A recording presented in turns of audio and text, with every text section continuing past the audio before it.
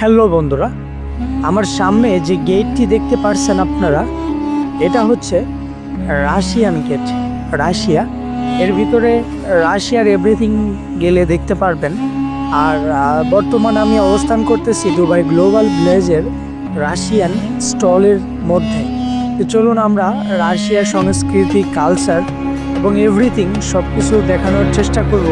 So আজকের ভিডিওটি কিন্তু অনেক অ্যামেজিং হতে যাচ্ছে, কেননা আজকে শুধু আপনাদেরকে রাশিয়ান স্টলই দেখাবো না, ঘুরে ঘুরে আরও সুন্দর সুন্দর বিভিন্ন দেশের স্টল দেখানোর চেষ্টা করব। আজকে আপনাদেরকে নিয়ে যাব গোল্ড অফ এশিয়া স্টলের সামনে এবং ভেতরে সেখানকার কালচার ইত্যাদি দেখানোর চেষ্টা করব, এবং ফিলিস্তিনেরও স্টলে নিয়ে যাব এবং ফিলিস্তিন, গোল্ড অফ এশিয়া এবং রাশিয়া এই সকল দেশের কালচার কেমন, সংস্কৃতি কেমন, সঙ্গীত কেমন, এভরিথিং আপনাদেরকে জানানোর চেষ্টা করব। সো আজকের ভিডিওটি সত্যিকার অর্থে খুবই অ্যামেজিং হতে যাচ্ছে, তাই ভিডিওটি স্কিপ না করে সম্পূর্ণ দেখার চেষ্টা করবেন ও আজকে অনেক কিছু দেখতে পারবেন। তো চলুন আমরা সামনের দিকে আগাই, লেটস গো।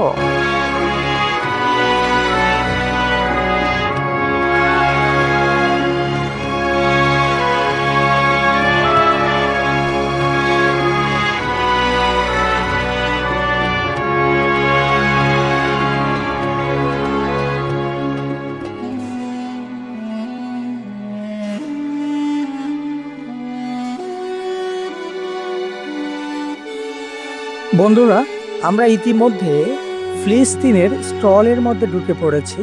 তে সম্ভবত আমার সামনে ফিলিস্তিনের কোনো সঙ্গীত পরিবেশিত হচ্ছে, কোনো গান বা কোনো নৃত্য পরিবেশিত হচ্ছে। তো চলুন আমরা সবাই মিলে উপভোগ করে আসি।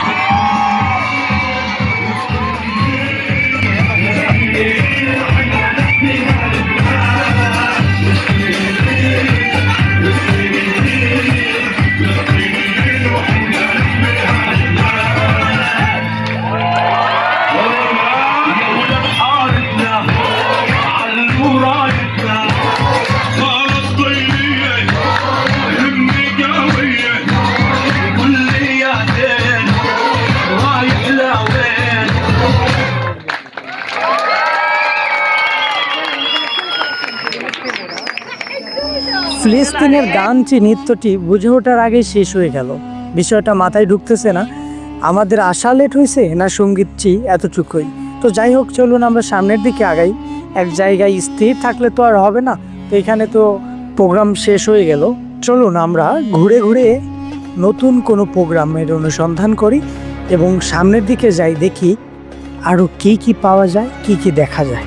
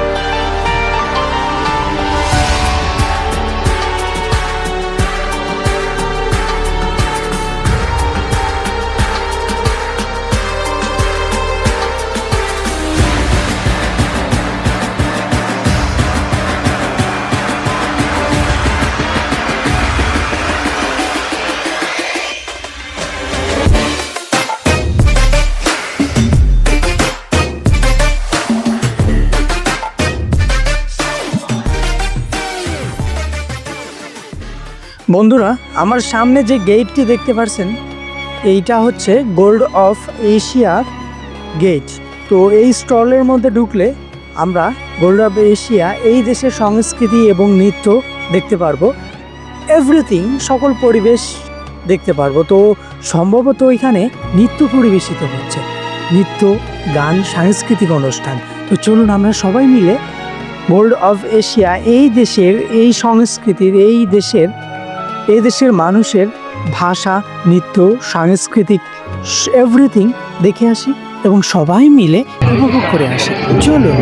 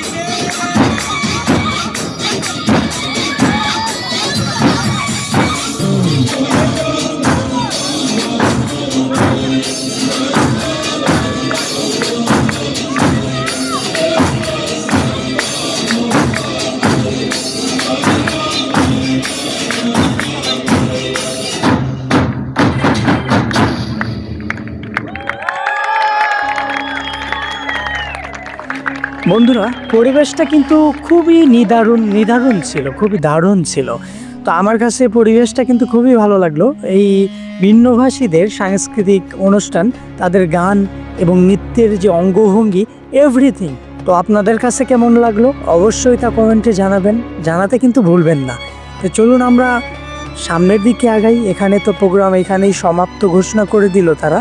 তো চলুন সামনের দিকে আগাই এবং আপনাদেরকে সামনে কি কি পাওয়া যায় ওইগুলো দেখানোর চেষ্টা করি। সো আপনারা কিন্তু সাথেই থাকবেন। আরও অ্যামেজিং কোনো কিছু আমাদের জন্য অপেক্ষা করতেছে, কারণ দুবাই গ্লোবাল ভিলেজে যেখানেই যাবেন সব জায়গায় চোখ জুড়ায় যাবে, সব কিছু আধ্যাত্মিক, আনকমন, সব অ্যামেজিং পরিবেশ। সো ভিডিওটা স্কিপ করলে চলবে না, চলুন সামনের দিকে আগাই।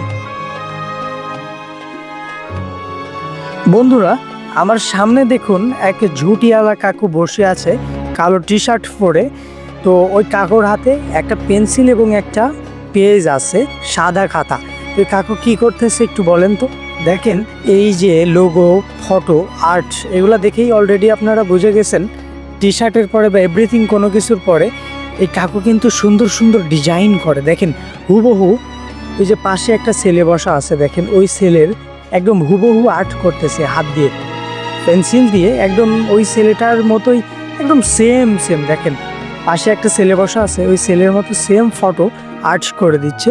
সো এখানে কিন্তু মাংনা আর্ট করে দিচ্ছে না, তো আর্ট করতে 50 দেরহাম, 50 দেরহাম করে নিচ্ছে।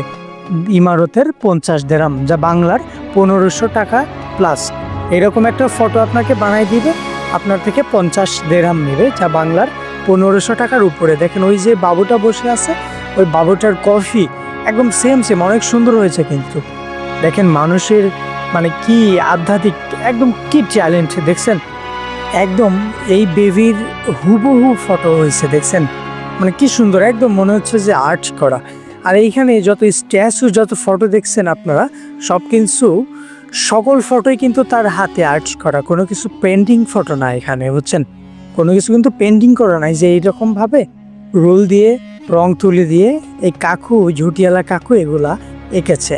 তো কাকুর কিন্তু অনেক ট্যালেন্ট আছে, না বললেই না।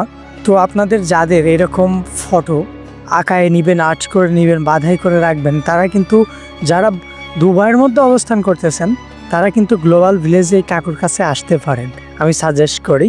তো এর থেকে ভালো ভালো আর্টিস্টও থাকতে পারে, কিন্তু দুবাই গ্লোবাল ভিলেজে ঢুকলে এই কাকু কিন্তু সেরা। তো যাই হোক, দেখেন এই ফটোটা দেখেন, আর ওই যে মোটু যে বাবু বসে আছে ওর ফটোটাও দেখেন, একদম হুবহু সেম হয়েছে, কাকুর কোনো তুলনা হয় না। ওয়াও কাকু, ওয়াও। তো বন্ধুরা, গ্লোবালের যে পরিবেশটা আমার কাছে কিন্তু মোটামুটি খুব ভালোই লাগলো। তো আপনাদের কাছে কেমন লাগলো অবশ্যই তা কমেন্টে জানাবেন। আর আমাদের ভিডিওটি যদি ভালো লাগে অবশ্যই শুভমিধা চ্যানেলটি সাবস্ক্রাইব করে সর্বদা পাশে থাকবেন, এবং দুবাইয়ের নিত্য নতুন ভিডিও